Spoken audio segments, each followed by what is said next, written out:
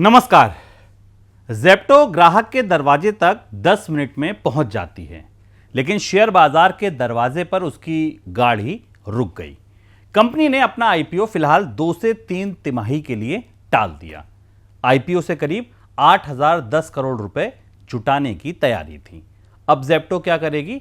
करीब 1,000 करोड़ की private pre IPO funding जुटाने की कोशिश। सवाल है, जिस कंपनी का रेवेन्यू 2 साल में 5 गुना हो गया, जिसने 1 साल में 64 करोड़ ऑर्डर पूरे किए, जिसके करीब 4.8 करोड़ एनुअल कस्टमर हैं, उसी कंपनी को आईपीओ के रास्ते में ब्रेक क्यों लगाना पड़ा? क्या ज़ेप्टो का बिजनेस कमजोर पड़ गया है, या क्विक कॉमर्स की पूरी कहानी में अब स्पीड से ज्यादा माइलेज देखा जा रहा है? यह सवाल इसलिए भी महत्वपूर्ण है क्योंकि इसी बाजार में बिल्कुल उल्टी दिशाओं में कई घटनाएं हो रही हैं। ब्लिंकिट पहली बार ऑपरेटिंग प्रॉफिट दिखा रहा है, इंस्टामार्ट की इकोनॉमिक्स सुधर रही है, लेकिन स्विगी अभी भी भारी घाटे में है। बिग बास्केट का वित्त वर्ष 2026 का लॉस 3,000 करोड़ रुपए से ऊपर पहुंच गया और कंपनी कम शहरों पर फोकस करने की तैयारी में है।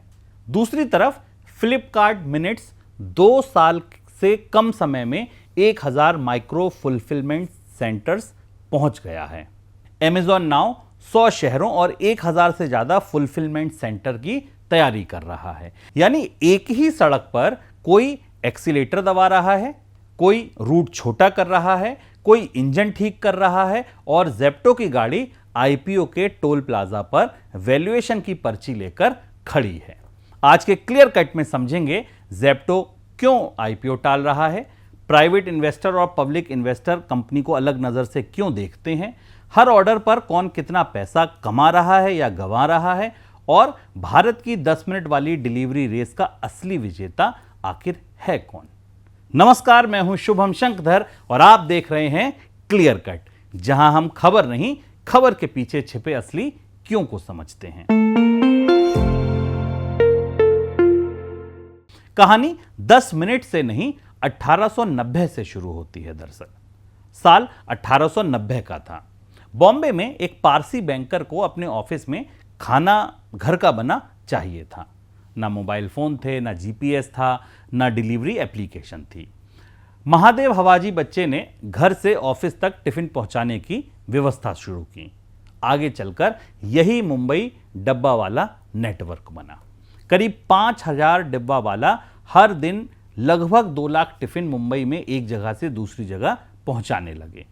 इसलिए फास्ट लोकल डिलीवरी भारत के लिए नई कहानी नहीं है।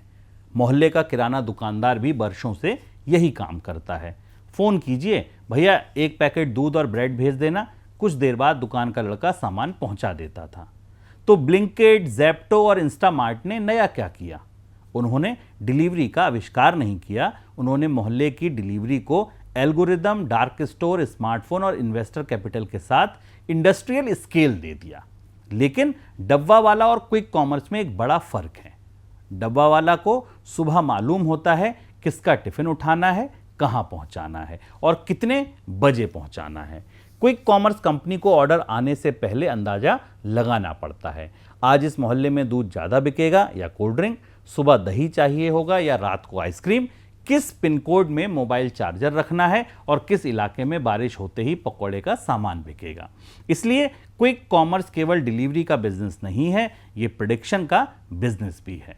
गलत अनुमान लगाया तो सामान शेल्फ पर पड़ा रहेगा, फल सब्जी खराब हो जाएगी, पैसा इन्वेंट्री में फंस जाएगा, और वहीं सही अनुमान लगा तो वह छोटा डार्क स्टोर दिन में हजारों ऑर्डर को पूरा कर सकता है। ग्राहक ऐप पर स्टॉप वॉच देखता है, कंपनी वेयरहाउस में डिमांड का नक्शा देखती है, और इन्वेस्टर बैलेंस शीट में फ्यूल देखता है। अब डार्क स्टोर को समझिए, दुकान जो दिखाई नहीं देती। क्विक कॉमर्स का सबसे महत्वपूर्ण हिस्सा डिलीवरी राइडर नहीं है, डार्क स्टोर है। डार्क स्टोर एक छोटी दुकान या वेयरहाउस होता है, लेकिन वहां ग्राहक शॉपिंग करने नहीं जाते। ना चमकता हुआ शोरूम होता है, ना ट्रॉली होती है, ना बिलिंग काउंटर होता है।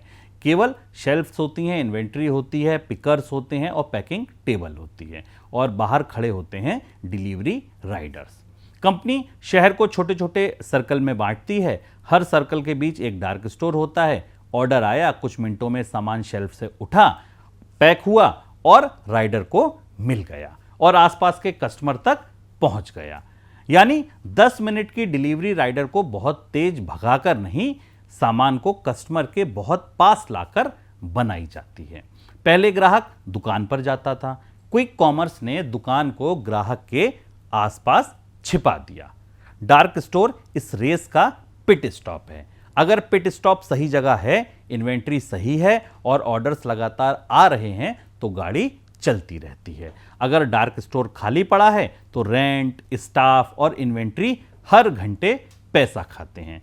ये बाजार कितना बड़ा हो चुका है अब ये समझिए। जनवरी 2026 में भारत के क्विक कॉमर्स प्लेटफॉर्म्स ने करीब 11,000 करोड़ का जीएमवी किया। औसत करीब 78 लाख ऑर्डर्स हर दिन पूरे हुए। ऑर्डर वैल्यू एक साल में करीब 95% बढ़ गई। जीएमवी लगभग 2 गुना हो गया। वित्त वर्ष 2026 में भारत का ऑनलाइन रिटेल मार्केट करीब $80 बिलियन तक पहुंच गया। इसमें क्विक कॉमर्स की हिस्सेदारी लगभग 17% हो गई और कैटेगरी करीब 120% की सालाना गति से बढ़ी। कुछ साल पहले क्विक कॉमर्स का मतलब था दूध, ब्रेड, अंडा, डायपर।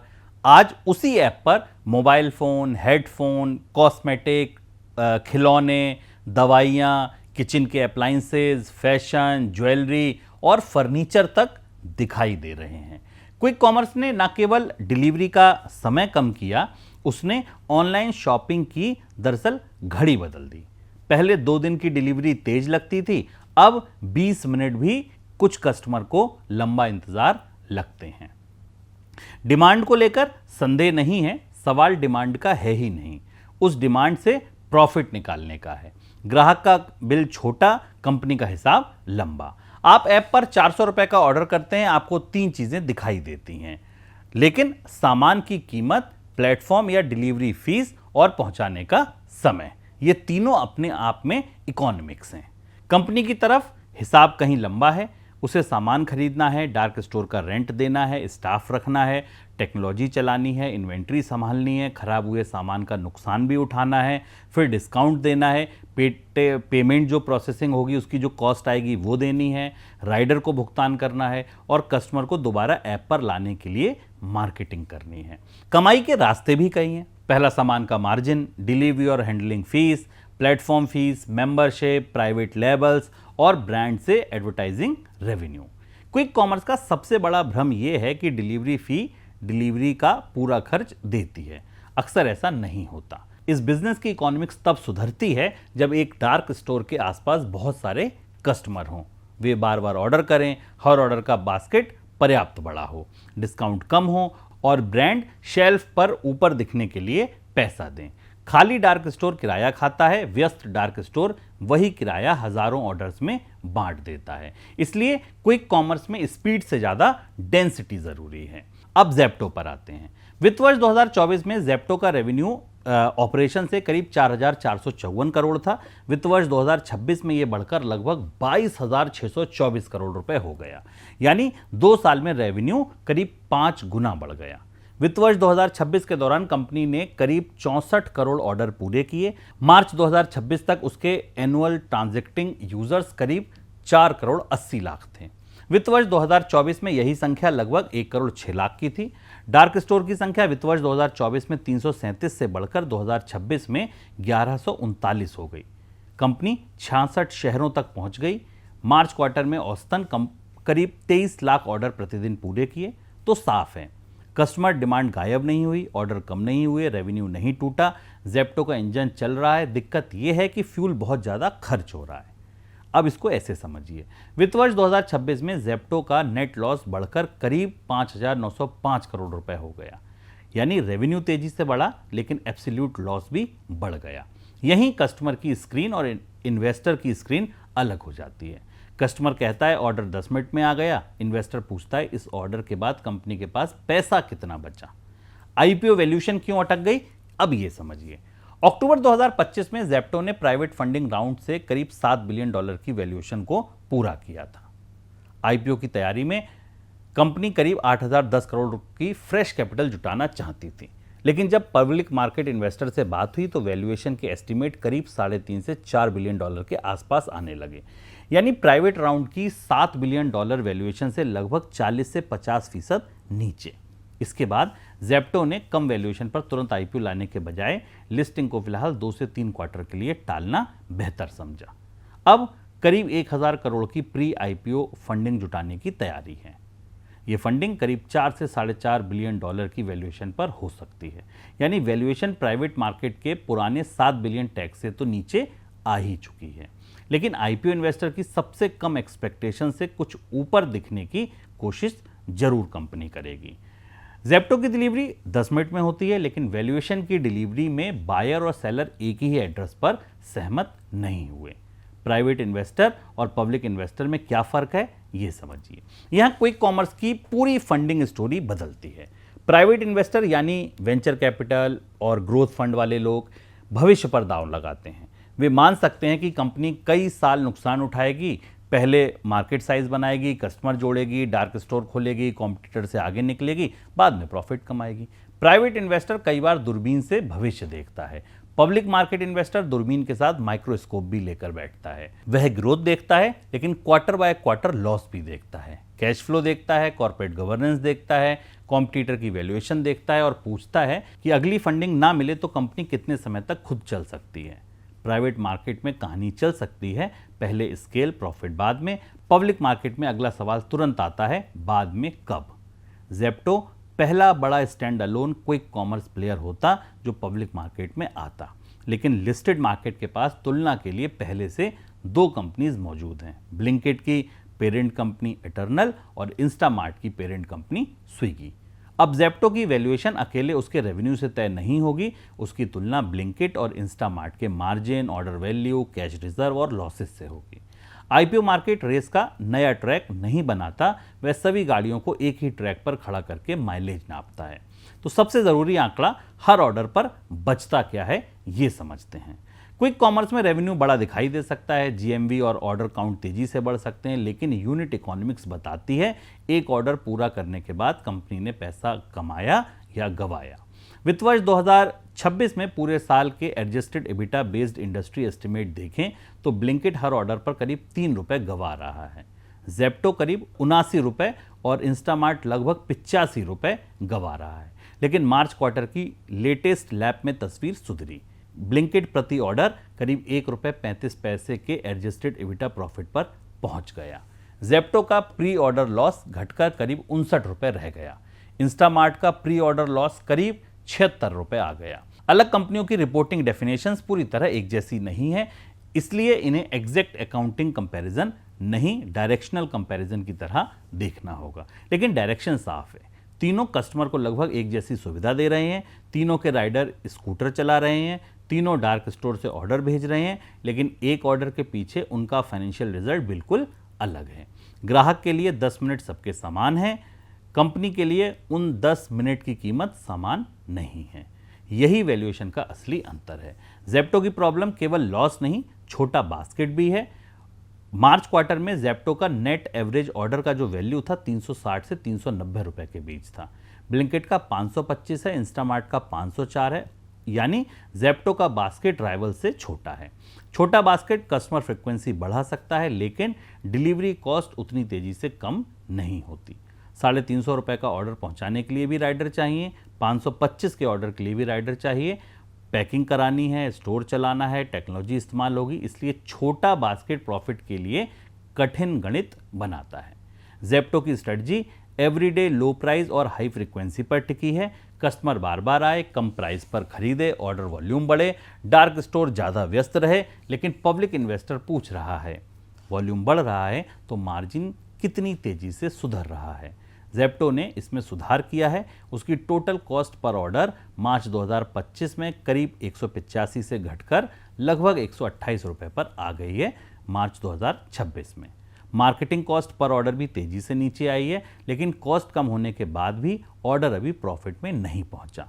गाड़ी पहले से ज़्यादा माइलेज दे रही है, लेकिन टैंक अब भी खाली हो रहा है। फिर 1000 करोड़ की ब्रिज फंडिंग क्यों? अब बात इसकी करते हैं। इसे ब्रिज फंडिंग कह सकते हैं, एक पुल आज के प्राइवेट राउंड और भविष्य के आईपीओ के बीच इसमें जेप्टो को 4 चीज़ें मिल सकती हैं। पहला, बैलेंस शीट में नया कैश आ जाएगा। दूसरा, कम वैल्यूएशन पर तुरंत आईपीओ लाने से बचने का समय। तीसरा, एक्सपेंशन और टेक्नोलॉजी इन्वेस्टमेंट जारी रखने की क्षमता कंपनी को मिल जाएगी। और चौथा, अगले कुछ क्वार्टर्स में बेहतर यूनिट इकोनॉमिक्स दिखाने का मौका मिलेगा। कंपनी के आईपीओ डॉक्यूमेंट में प्री आईपीओ प्लेसमेंट की गुंजाइश पहले से रखी गई थी। अब ये फंडिंग केवल एक्सपेंशन का पैसा नहीं है, ये समय खरीदने का पैसा है।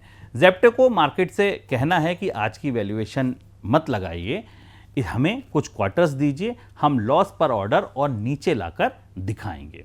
ब्रिज फंडिंग पुल बना सकता है, लेकिन पुल की दूसरी तरफ प्रॉफिट का रास्ता फिर भी कंपनी को खुद बनाना होगा।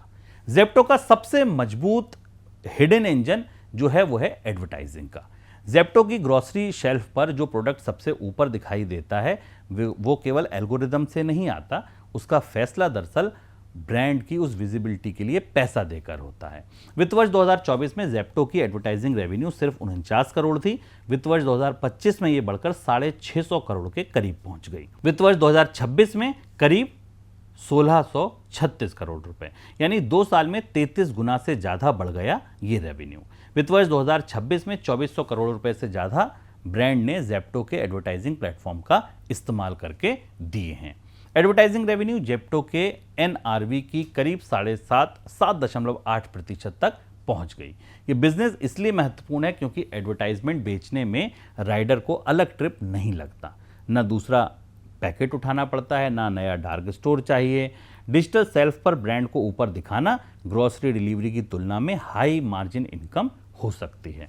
पुरानी दुकान में एफएमसीजी कंपनी आई लेवल शेल्फ के लिए रिटेलर से बात करती थी, क्विक कॉमर्स में वही शेल्फ मोबाइल स्क्रीन पर आ गई है। अब कौन सा डिटर्जेंट सबसे ऊपर दिखेगा, किस कोल्ड ड्रिंक या चॉकलेट का बैनर खुलेगा, सर्च में कौन सा कॉस्मेटिक पहले आएगा, ये डिजिटल सेल्फ अब क्विक कॉमर्स प्लेटफॉर्म की सबसे मूल्यवान जमीन बन रही है। जेप्टो के लिए एडवर्टाइजिंग केवल एक्स्ट्रा इनकम नहीं है, ये छोटे बास्केट और कम रिटेल मार्जिन की भरपाई करने वाला टर्बो चार्जर है। ब्लिंकिट, जिसने वैल्यूएशन का बेंचमार्क बदल दिया, अब उसकी कहानी समझिए। जेप्टो के आईपीओ पर सबसे बड़ा दबाव किसी इन्वेस्टमेंट बैंकर ने नहीं बनाया, ब्लिंकिट की इकोनॉमिक्स ने बनाया। ब्लिंकिट ने स्केल पहले बनाया, डार्क स्टोर डेंसिटी बढ़ाई, ऑर्डर थ्रूपुट सुधारा, एडवर्टाइजिंग और प्लेटफॉर्म इनकम बढ़ाई और अब एडजस्टेड एबिटा प्रॉफिट दिखाना शुरू कर दिया। जून 2026 क्वार्टर में ब्लिंकिट ने करीब 102 करोड़ रुपए का एडजस्टेड एबिटा प्रॉफिट दर्ज किया। उसके डार्क स्टोर की संख्या 2443 पहुंच गई। नेट ऑर्डर वैल्यू सालाना 86% से बढ़कर करीब 17,132 करोड़ रही। ब्लिंकिट ने अभी पूरी बैटल नहीं जीती है, लेकिन उसने सेक्टर का प्रश्न बदल दिया है। पहले इन्वेस्टर पूछता था क्या क्विक कॉमर्स कभी प्रॉफिट कमा सकता है, अब वह पूछता है ब्लिंकिट प्रॉफिट दिखा सकता है तो बाकी क्यों नहीं। ये सवाल जेप्टो की वैल्यूएशन पर सीधा असर डालता है। रेस में आगे चल रही गाड़ी केवल लीड नहीं बनाती, वह बाकी के लिए माइलेज स्टैंडर्ड भी तय करती है। इंस्टामार्ट की कहानी दरअसल इंजन ट्यूनिंग जारी है। स्विगी इंस्टामार्ट की इकोनॉमिक्स भी सुधर रही है। जून क्वार्टर में उसका कंट्रीब्यूशन मार्जिन -1.8% से सुधरकर -0.2% रह गया। कंपनी के पास 131 शहरों में 1171 स्टोर हैं, लेकिन स्विगी ने उसी क्वार्टर में 791 करोड़ का कंसोलिडेटेड नेट लॉस दर्ज किया। इंस्टामार्ट के सामने एक अलग स्थिति है। उसके पास स्विगी का फूड डिलीवरी कस्टमर बेस है, मेंबरशिप इकोसिस्टम है, रेस्टोरेंट और डिलीवरी नेटवर्क का अनुभव है। उसका एवरेज बास्केट जेप्टो से बड़ा है, लेकिन क्विक कॉमर्स में उसके लॉसेस अभी भी ऊंचे हैं। लीडरशिप भी बदल गई है। मिंत्रा के पूर्व सीईओ नंदिता सिन्हा ने इंस्टामार्ट की कमान संभाली है, यानी स्विगी रेस से बाहर नहीं जा रहा, इंजन बदलकर माइलेज सुधारने की कोशिश कर रहा है। अब बात समझिए बिग बास्केट की। पहले आया लेकिन रास्ता बदलना पड़ा। बिग बास्केट भारत में ऑनलाइन ग्रोसरी का पायनियर था। जब ब्लिंकिट का नाम ग्रोफर्स था और जेप्टो बना भी नहीं था, बिग बास्केट शेड्यूल्ड डिलीवरी कर रहा था। लेकिन क्विक कॉमर्स ने कस्टमर की भाषा बदल दी। कल नहीं, शाम को नहीं, अभी चाहिए।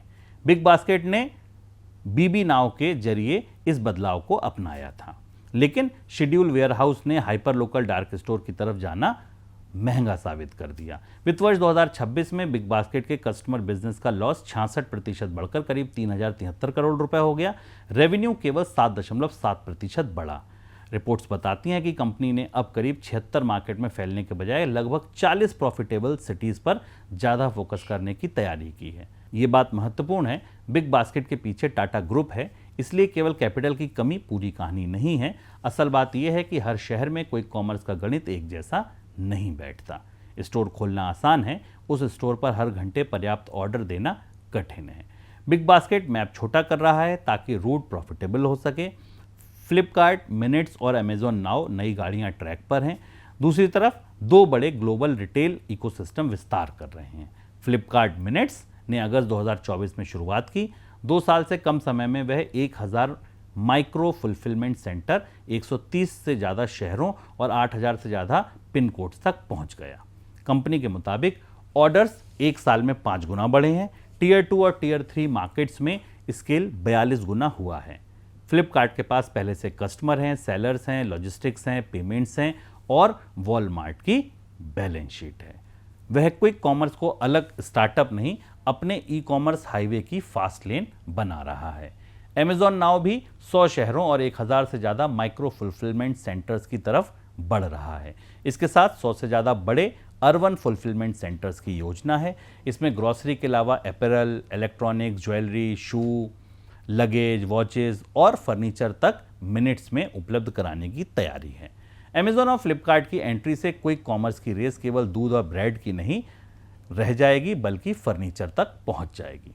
अब पूरा ई कॉमर्स मार्केट 10 मिनट की घड़ी पर आ रहा है। बिस्ट्रो, ज़ेप्टो, कैफे और इंस्टा फूड की laboratory quick commerce. Companies grocery के बाद रेडी टू ईट फूड में क्यों जा रही हैं? ब्लिंकिट ने बिस्ट्रो शुरू किया, ज़ेप्टो ने ज़ेप्टो कैफे बनाया, स्विगी ने स्नैक्स पर प्रयोग किया, बिग बास्केट ने स्टारबक्स और क्यूमिन प्रोडक्ट के साथ इंस्टेंट फूड मॉडल आजमाया। कारण सीधा है, दूध और आटे में मार्जिन सीमित है, कॉफ़ी, सैंडविच और प्रीपेड फूड में मार्जिन ज़्यादा हो सकता है। दूसरा फायदा फ्रीक्वेंसी का है, कस्टमर शैम्पू महीने में 2 बार खरीदेगा, कॉफ़ी रोज मंगा सकता है। लेकिन फूड की इकोनॉमिक्स कठिन भी है। बिस्किट का पैकेट कल भी बिक सकता है, आज बना सैंडविच कल नहीं बिकेगा। किचन स्टाफ चाहिए, फूड सेफ्टी चाहिए, टेम्परेचर कंट्रोल चाहिए, वेस्ट ज़्यादा होता है, इसलिए स्विगी ने स्नैक्स को 1 साल से कम समय में बंद भी कर दिया। ज़ेप्टो कैफ़े को भी कुछ जगह सोर्सिंग और स्टाफिंग के कारण ऑपरेशन घटाने पड़े। बिस्ट्रो और ज़ेप्टो कैफ़े प्रॉफिट की लेबोरेटरी हैं। अगर उसी डार्क स्टोर और उसी राइडर से हाई मार्जिन फूड बिक गया, इकोनॉमिक्स सुधर सकती है। अगर फूड वेस्ट हो गया तो मार्जिन प्लेट तक पहुंचने से पहले डस्टबिन में चला जाएगा।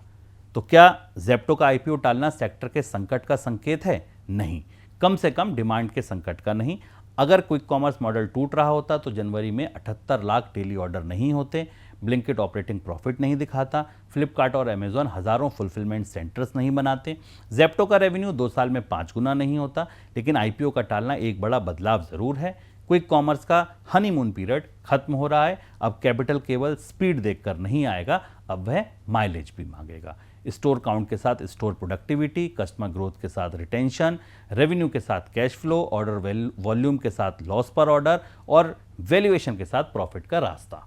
ज़ेप्टो का बिजनेस कमज़ोर नहीं पड़ रहा, लेकिन पब्लिक मार्केट ने उसे साफ कहा है, तेज़ी से दौड़ना और अच्छी कंपनी होना एक बात नहीं है। अच्छी कंपनी वह है जो फिनिश लाइन तक पहुंचने से पहले फ्यूल खत्म ना करे। तो अंतिम तस्वीर क्या है, क्लियर कट बात क्या है? ज़ेप्टो ने आईपीओ क्यों टाला? क्योंकि कस्टमर कम नहीं थे, वैल्यूएशन पर बायर और सेलर की राय अलग थी। कंपनी की ग्रोथ मजबूत रही। वित्त वर्ष 2024 में करीब 4454 करोड़ रुपए, वित्त वर्ष 2026 में रेवेन्यू 22,600 करोड़ से ज़्यादा, 64 करोड़ एनुअल ऑर्डर, करीब 4.8 करोड़ कस्टमर, 1139 डार्क स्टोर, लेकिन साथ में 5,905 करोड़ का नेट लॉस और हर ऑर्डर पर राइवल्स की तुलना में ज़्यादा नुकसान। प्राइवेट मार्केट ने ज़ेप्टो को ग्रोथ मशीन की तरह देखा, पब्लिक मार्केट ने उसे ब्लिंकिट और इंस्टामार्ट के साथ खड़ा करके यूनिट इकोनॉमिक्स की मशीन पर देखा। 1000 करोड़ की ब्रिज फंडिंग ज़ेप्टो को समय दे सकती है। एडवर्टाइजिंग रेवेन्यू का 49 करोड़ से 1636 करोड़ तक पहुंचना बेहतर मार्जिन का रास्ता दिखाता है। पर ऑर्डर लॉस में सुधार बताता है कि इंजन ट्यून हो रहा है। लेकिन आईपीओ मार्केट को केवल सुधार नहीं, सुधार की पर्याप्त रफ्तार चाहिए। दूसरी तरफ पूरा क्विक कॉमर्स सेक्टर कई दिशाओं में बढ़ गया है। ब्लिंकिट प्रॉफिट की तरफ निकल चुका है, इंस्टामार्ट मार्जिन ठीक कर रहा है, बिग बास्केट प्रॉफिटेबल सिटी चुन रहा है, फ्लिपकार्ट, मिनट्स और अमेजॉन नाउ तेजी से नेटवर्क बना रहे हैं, बिस्ट्रो और ज़ेप्टो कैफे ग्रोसरी से ज़्यादा मार्जिन तलाश रहे हैं। इसलिए ये रेस 10 मिनट में डिलीवरी करने की नहीं, कस्टमर हैबिट पहले बन चुकी है। अगली रेस है 10 मिनट की सुविधा के बाद 10 रुपए बचत है या नहीं। 1890 के मुंबई डब्बा वाले को डिलीवरी से पहले पता होता था कौन सा टिफिन कहाँ जाएगा। आज के डार्क स्टोर को कस्टमर से पहले अंदाजा लगाना पड़ता है कौन सा सामान किस शेल्फ पर रखना है। लेकिन अब एक तीसरा अंदाजा भी जरूरी है, हर ऑर्डर पूरा करने के बाद बैलेंस शीट में कितना पैसा बचेगा। क्विक कॉमर्स में स्पीड दरवाजे पर दिखाई देती है, डेंसिटी वेयरहाउस से बनती है और वैल्यूएशन हर ऑर्डर के बाद बचे हुए पैसे से तय होती है। ज़ेप्टो की डिलीवरी की घड़ी अभी तेज चल रही है, लेकिन आईपीओ मार्केट में उसके सामने स्टॉप वॉच नहीं, फ्यूल गेज रख दिया गया है। आज के क्लियर कट में इतना ही। मैं हूं शुभम शंकधर, फिर मिलेंगे किसी खबर के पीछे छिपी असली क्यों की कहानी समझने के लिए। नमस्कार।